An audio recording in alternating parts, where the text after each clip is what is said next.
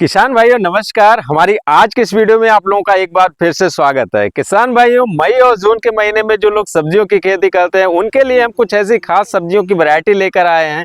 यदि आप इनकी खेती करते हैं तो आप सब्जियों से काफी अच्छा प्रोडक्शन भी कमा सकते हैं। और ये ऐसी सब्जियां हैं किसान भाइयों जिसमें ज्यादातर रोग और बीमारियों का प्रभाव नहीं पड़ता है, और जो प्रभाव पड़ता भी है तो दवाओं से अच्छे से कंट्रोल हो जाता है। कुछ सब्जियां तो ऐसी होती हैं यदि आपको उसमें कंट्रोल नहीं कर पाते हैं तो पूरी की पूरी समाप्त हो जाती हैं। लेकिन हम यहाँ पर ऐसी सब्जियां लेकर आए हैं जिनमें आप दवाओं के स्प्रे से रोगों को कंट्रोल कर सकते हैं और अच्छा प्रोडक्शन निकाल सकते हैं। तो किसान भाइयों, मई महीने में लगाई जाने वाली हम पहली सब्जी जो आप लोगों के लिए ले आए हैं वो है किसान भाइयों सूरन, या जिसे जिमीकंद भी कहते हैं। इसे एलिफेंट फूड नाम से भी जाना जाता है। किसान भाइयों, ये ऐसी सब्जी है जो आप खेत में लगाकर काफी लंबे समय तक स्टोर भी कर सकते हैं, और इस बार नहीं बेचा तो आप इसको पेड़ ही रख सकते हैं, अगले साल भी बेच सकते हैं।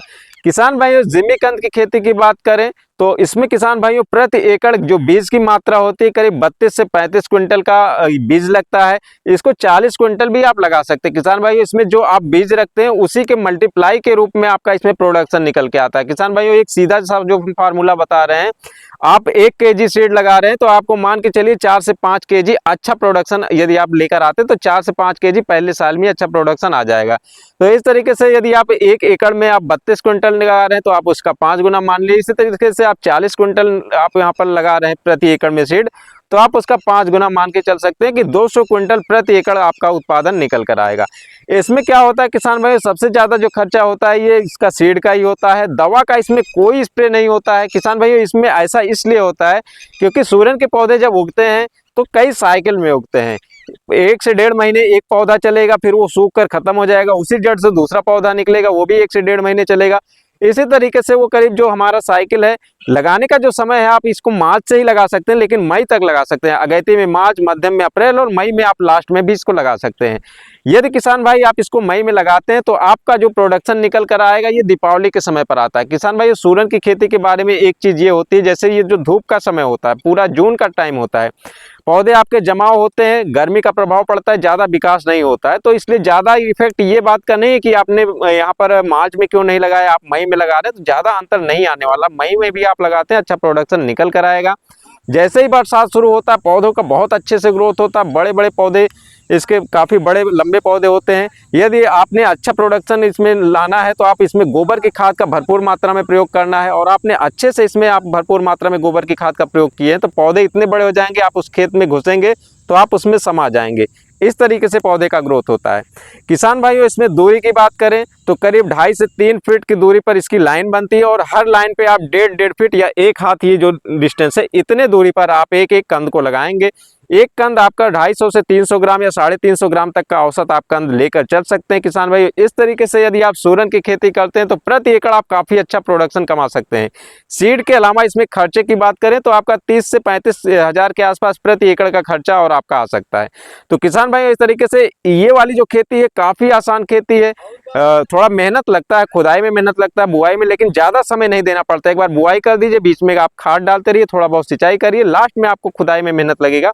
इसके अलावा आपका इसमें ना तो रोग कोई आना है उस तरीके से, और ना ही ज्यादा कुछ इफेक्ट। बस एक बात का ध्यान रखिए कि आपका जो खेत है वो ऊंचाई पर होना चाहिए, बरसात के समय में पानी नहीं लगना चाहिए, मिट्टी जाम नहीं होना चाहिए, नहीं तो आपके कंद का साइज छोटा रह जाएगा। तो किसान भाइयों, यहाँ पर बात हो गई पहले सब्जी की जो कि आपको काफी अच्छा प्रोडक्शन और काफी अच्छा आपका जो फायदा देने वाली एक फसल है।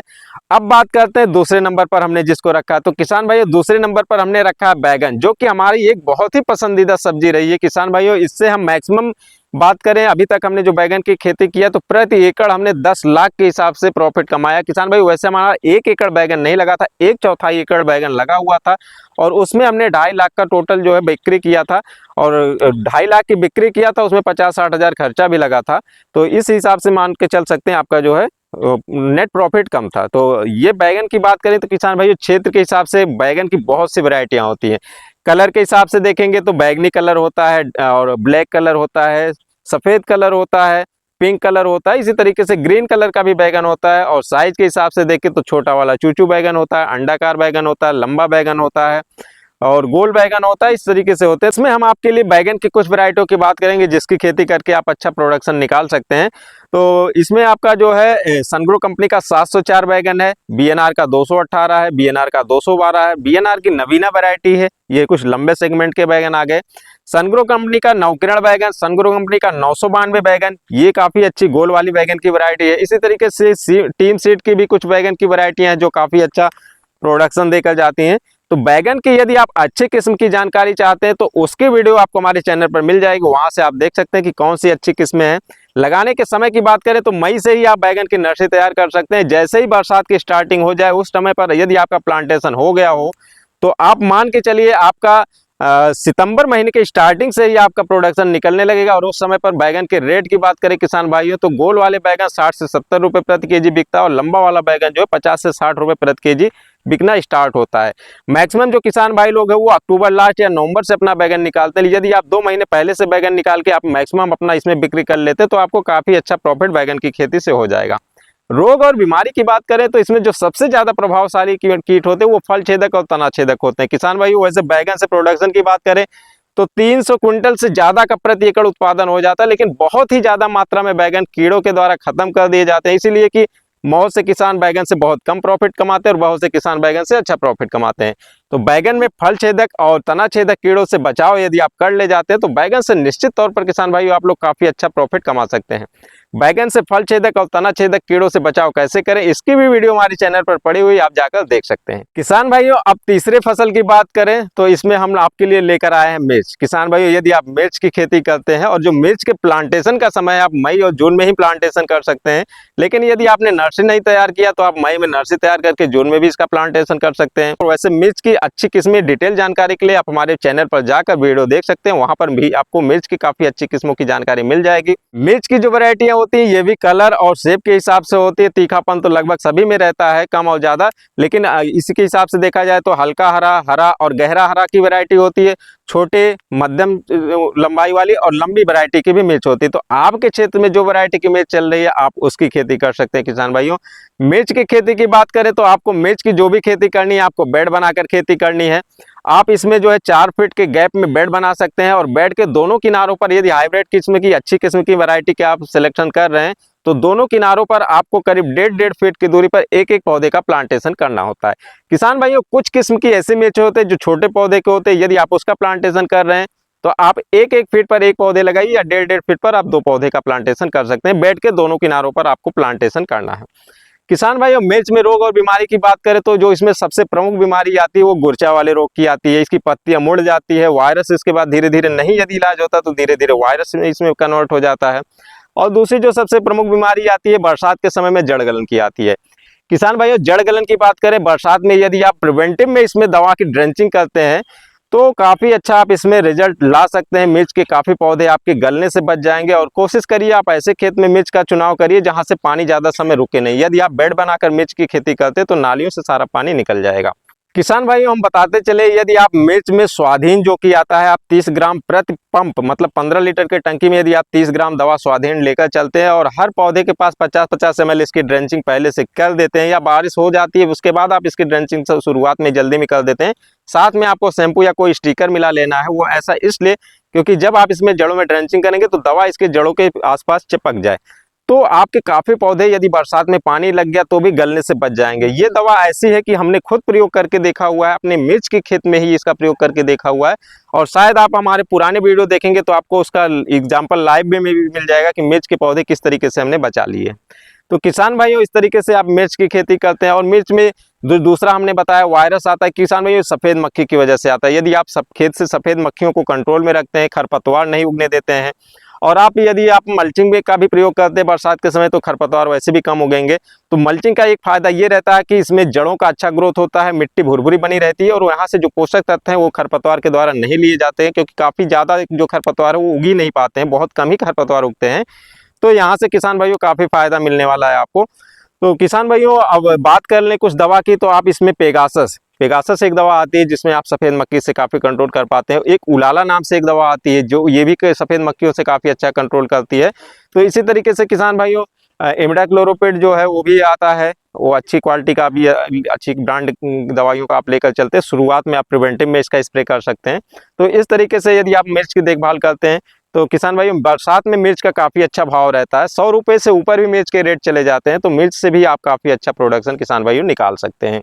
इसी के साथ किसान भाई यदि प्रोडक्शन की बात करें, अच्छी किस्म की हाइब्रिड सीड आपने यदि मिर्च की लगा रखी है तो एकड़ से आप करीब 150 क्विंटल के आसपास का जो है, 150 क्विंटल मैक्सिमम मान के चलिए आप, 120 से 150 क्विंटल के आसपास का प्रोडक्शन मिर्च से निकाल सकते हैं किसान भाइयों। इसके बाद चौथे नंबर पर बात करें तो हम आपके लिए लेकर आए हैं भिंडी की फसल। हम भिंडी की फसल इसलिए ले आए हैं क्योंकि किसान भाइयों, हम सबसे जो मुख्य रूप से देखकर चल रहे हैं वो रोग और बीमारी की ही देखकर चल रहे हैं। क्योंकि आज के टाइम पे रोग और बीमारियां इतनी भयंकर आती हैं, आप बहुत सी दवाओं का स्प्रे करते हैं और फिर भी वो अच्छे से कंट्रोल नहीं हो पाता यदि आपको सही जानकारी नहीं है तो। और फिर सही जानकारी होने के बाद भी कई किसान इसमें फेल हो जाते हैं क्योंकि समय पर उसका इलाज नहीं कर पाते हैं और रोग ज़्यादा मात्रा में बढ़ जाता है तो फसल नुकसान हो जाता है। लेकिन यहाँ पर हम जो आपको फसलें बता रहे हैं, इन फसलों में आपको ज़्यादा नुकसान नहीं होगा।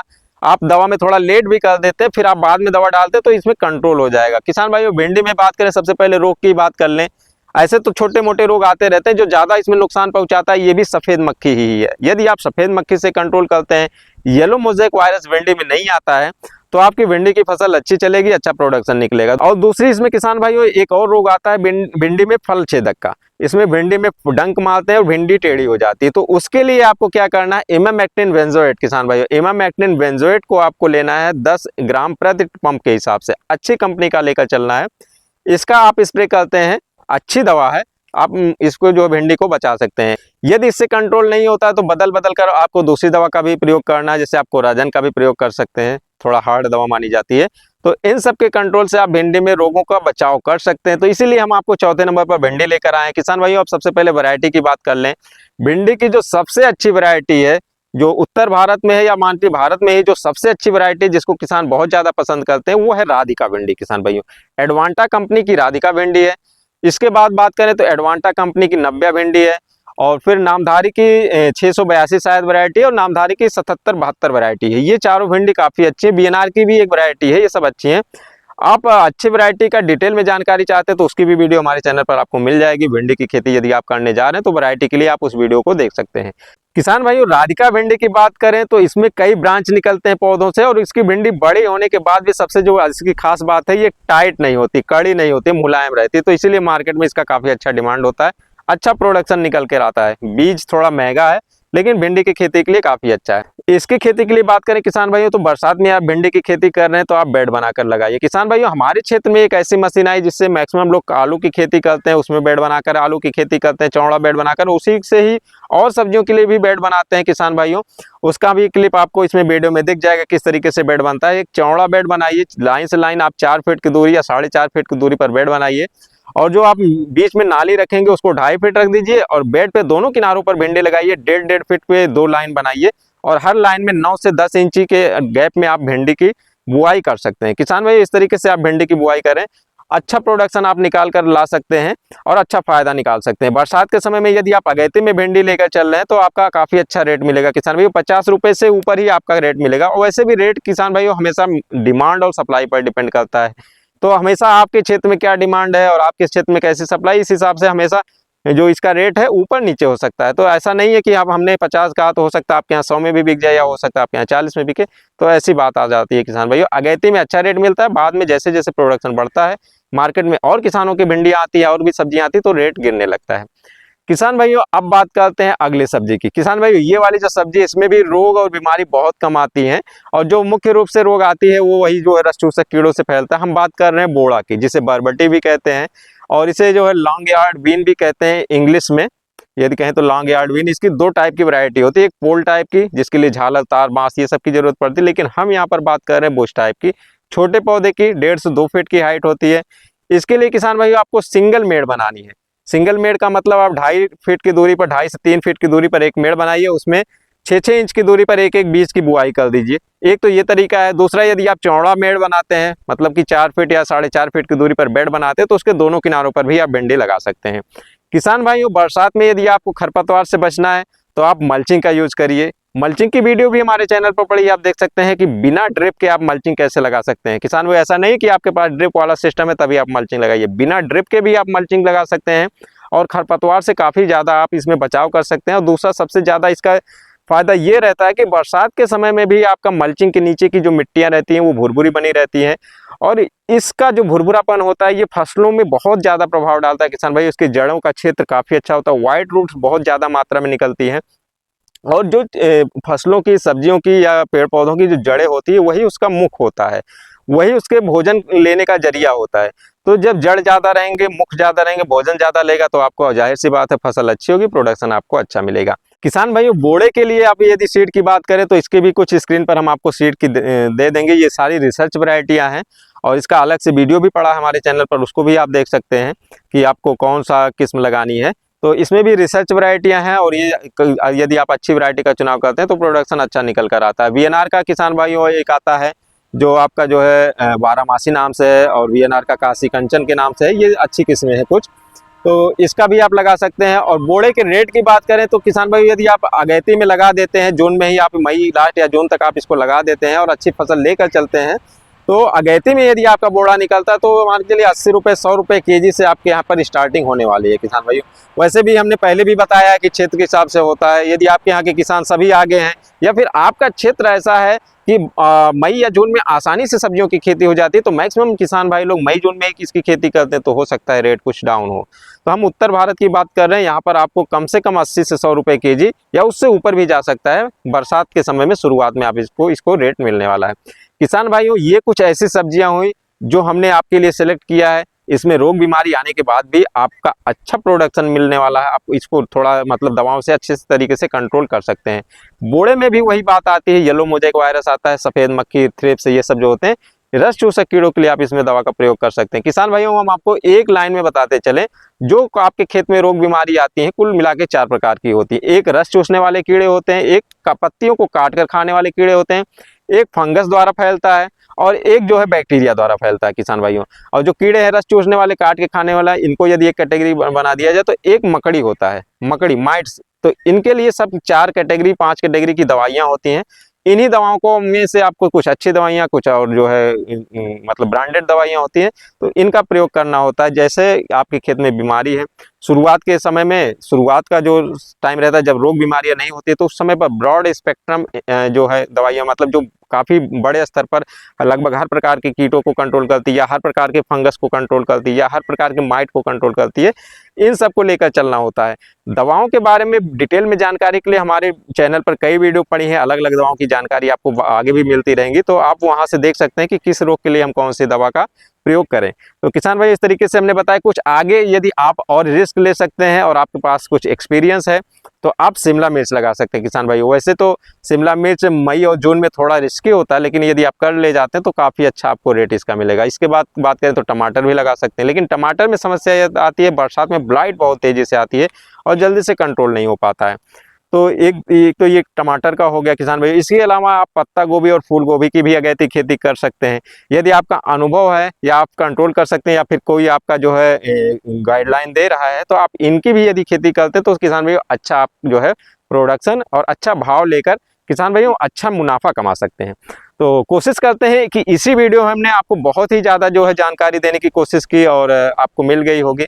फिर भी यदि आपका कोई क्वेश्चन रहता है तो कमेंट करके पूछ सकते हैं, और फिर मिलते हैं किसी और वीडियो में। तब तक के लिए नमस्कार।